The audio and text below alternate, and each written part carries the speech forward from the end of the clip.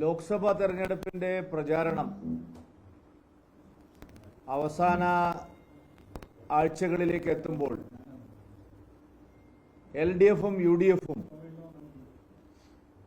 വർഗീയ ധ്രുവീകരണത്തിന് വേണ്ടിയുള്ള വലിയ പരിശ്രമങ്ങളാണ് നടത്തിക്കൊണ്ടിരിക്കുന്നത്.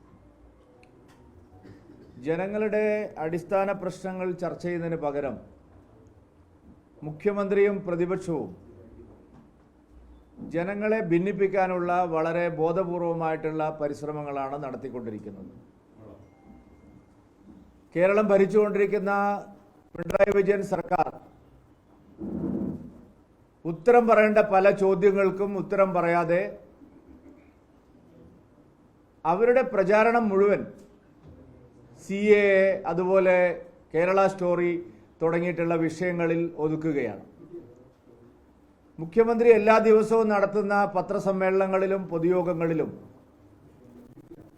പൗരത്വ ഭേദഗതി നിയമമാണ് കേരളത്തിലെ ഏറ്റവും വലിയ ചർച്ചാ വിഷയം എന്നുള്ള നിലയിലാണ് സംസാരിക്കുന്നത്. കേരളത്തിലെ പ്രധാനപ്പെട്ട മതന്യൂനപക്ഷ വിഭാഗമായിട്ടുള്ള മുസ്ലിം സമുദായത്തെ സംശയത്തിന്റെയും ഭീതിയുടെയും നിഴലിലാക്കാനുള്ള വളരെ ബോധപൂർവമായിട്ടുള്ള ശ്രമമാണ് മുഖ്യമന്ത്രി നടത്തുന്നത്. ഇടതുപക്ഷവും വലതുപക്ഷവും ഈ പ്രചാരണം ഏറ്റുപിടിക്കുക. പൗരത്വ ഭേദഗതി നിയമം മുസ്ലിങ്ങളുടെ പൗരത്വം നിഷേധിക്കുന്നു എന്ന് പരസ്യമായി പറഞ്ഞുകൊണ്ടാണ് മുഖ്യമന്ത്രി ഇവിടെ പ്രചാരണം നടത്തുന്നത്. ആ പ്രചാരണത്തിന് സമാനമായിട്ടുള്ള പ്രചാരണമാണ് UDF നടത്തുന്നത്. മറ്റൊന്ന്, ദൂരദർശനിൽ കേരള സ്റ്റോറി പ്രക്ഷേപണം ചെയ്തതുമായി ബന്ധപ്പെട്ടും ഇരു മുന്നണികളും വ്യാപകമായിട്ടുള്ള കള്ളപ്രചാരണം മതന്യൂനപക്ഷങ്ങൾക്കിടയിൽ നടത്തുകയാണ്. അതേസമയം ഉയർന്നുവരുന്ന രാഷ്ട്രീയ പ്രശ്നങ്ങളിൽ ഇവരാരും തന്നെ മൗനം പാലിക്കുകയാണ്. ഇവരെല്ലാവരും മൗനം പാലിക്കുക.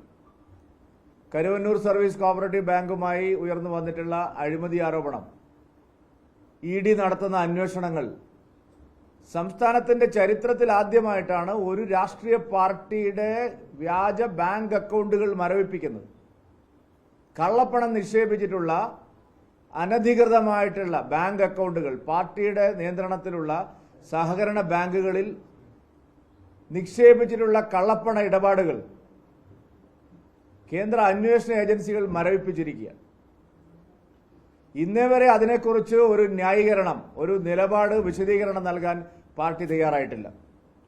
CPMന്റെ ജില്ലാ സെക്രട്ടറി അടക്കമുള്ള ആളുകളെ ചോദ്യം ചെയ്തതിന്റെ അടിസ്ഥാനത്തിലാണ് പാർട്ടിയുടെ കള്ളപ്പണ അക്കൗണ്ടുകൾ സംബന്ധിച്ച് കേന്ദ്ര ആദായ നികുതി വകുപ്പ് അവരുടെ അക്കൗണ്ടുകൾ മരവിപ്പിച്ചിരിക്കുന്നു.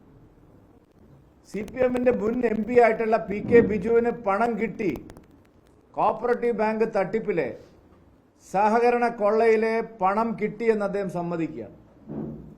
ഇതിനെക്കുറിച്ച് സർക്കാർ ഒരു അക്ഷരവും വിശദീകരിക്കുന്നില്ല. പാർട്ടി ഒരു മറുപടിയും പറയുന്നില്ല. പാനൂരിൽ ബോംബ് നിർമ്മാണവുമായി ബന്ധപ്പെട്ട് ഗുരുതരമായ വിവരങ്ങളാണ് റിമാൻഡ് റിപ്പോർട്ടിലുള്ളത്. RSS BJP നേതാക്കളെ വകവരുത്താൻ വേണ്ടിയിട്ടാണ് ബോംബ് നിർമ്മിച്ചത്. അതിനെ സംബന്ധിച്ച് ശരിയായ ഒരു വിശദീകരണം ഭരണകക്ഷി നൽകുന്നില്ല. മറിച്ച് വർഗീയ ധ്രുവീകരണത്തിന് ആവശ്യമായിട്ടുള്ള പ്രചാരണം ഏറ്റുപിടിക്കുക.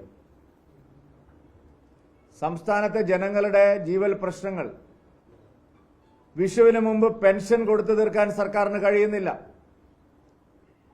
കുടിശ്ശികയായിട്ടുള്ള ക്ഷേമ പെൻഷനുകൾ വിഷുവിന് മുമ്പ് കൊടുത്തു തീർക്കാൻ കഴിയാത്ത സ്ഥിതിയിലാണ് സർക്കാർ ഉള്ളത്. തൊഴിലുറപ്പ് പദ്ധതി നടത്തിപ്പില് വ്യാപകമായിട്ടുള്ള ക്രമക്കേടുകൾ, തൊഴിലുറപ്പ് തൊഴിലാളികൾക്ക് സംസ്ഥാന വിഹിതമില്ലാത്തതുകൊണ്ട് പദ്ധതി മുന്നോട്ട് പോകുന്നില്ല. പഞ്ചായത്തുകളെല്ലാം ഭരണസ്തംഭനത്തിലാണ്. മാർച്ച് 31-ന് മുമ്പ് പദ്ധതികൾ പൂർത്തിയാക്കാത്തതിന്റെ പേരിൽ തദ്ദേശ ഭരണ സ്ഥാപനങ്ങൾ സ്തംഭനാവസ്ഥയിലായി. നടപ്പ് സാമ്പത്തിക വർഷത്തിൽ പൂർത്തിയാക്കേണ്ട പദ്ധതികളെല്ലാം തന്നെ സ്തംഭിച്ചിരിക്കുകയാണ്. ഭരണസ്തംഭനം, കെടുകാര്യസ്ഥത, കേന്ദ്രം കൈയച്ച് സഹായിച്ചിട്ടുമാണ് ഇത് സംഭവിക്കുക. ഇന്ന് വീണ്ടും കേന്ദ്ര സർക്കാർ വായ്പ എടുക്കാനുള്ള അവകാശം കൂടുതൽ കൊടുത്തിരിക്കുകയാണ്.